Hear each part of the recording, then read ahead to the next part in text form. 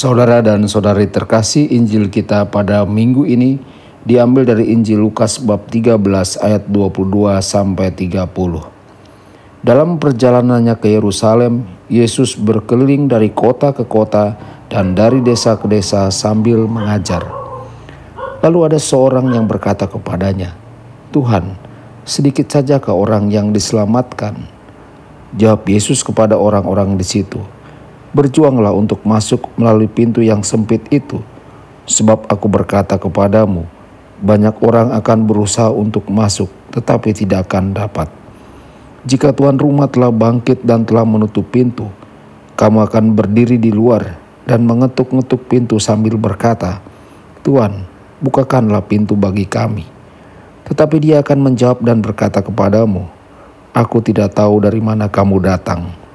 Lalu kamu akan berkata, 'Kami telah makan dan minum di hadapanmu, dan engkau telah mengajar di jalan-jalan kota kami.' Tetapi dia akan berkata kepadamu, 'Aku tidak tahu dari mana kamu datang. Menyala dari hadapanku, hai kamu sekalian yang melakukan kejahatan.' Di sana akan terdapat ratapan dan kertak gigi, ketika kamu melihat Abraham dan Ishak dan Yakub, dan semua nabi di dalam kerajaan Allah. Tetapi kamu sendiri dicampakkan keluar. Orang akan datang dari timur dan barat, dari utara dan selatan, dan mereka akan duduk makan di dalam kerajaan Allah. Sesungguhnya ada orang yang terakhir yang akan menjadi orang yang pertama, dan ada orang yang pertama yang akan menjadi orang yang terakhir." Demikianlah sabda Tuhan. Terpujilah Kristus.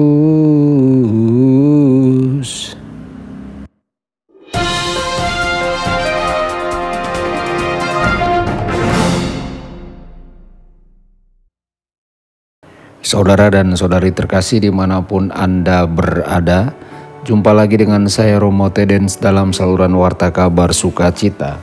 Semoga Anda semua dimanapun berada senantiasa dalam keadaan sehat dan bahagia. Saudara-saudari, kita mendengarkan pertanyaan yang menakutkan. Tuhan, apakah hanya sedikit orang yang akan diselamatkan?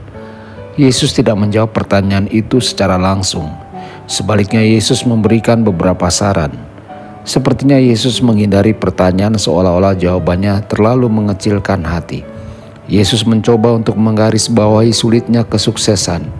Berusahalah, katanya, untuk masuk melalui pintu yang sempit. Berusahalah adalah kata kuncinya karena ternyata banyak yang akan mencoba masuk dan gagal karena gerbangnya sangat sempit. Saudara-saudari, banyak orang gagal memang meresahkan. Berapa banyak? Saat ini kita menyukai statistik yang tepat. Yesus tidak mengatakannya, tetapi kita mendapat kesan bahwa jumlahnya akan banyak. Kemungkinan gagal sangat nyata. Siapa yang akan gagal? Mungkin orang yang tidak menganggapnya serius, orang yang tidak berusaha cukup keras, orang yang mencintai sesuatu lebih daripada mereka mencintai Yesus. Dengan kata lain, banyak orang akan gagal. Yesus melanjutkan dengan mengatakan bahwa banyak orang yang berpikir bahwa mereka melakukan sudah cukup baik dalam hidup mereka akan terkejut dengan menemukan bahwa diri mereka belumlah melakukan dengan cukup baik. Mereka percaya pada Yesus tetapi masih ditemukan kekurangan dalam diri mereka. Mereka menyampaikan kepada Yesus bahwa mereka makan dan minum bersamanya.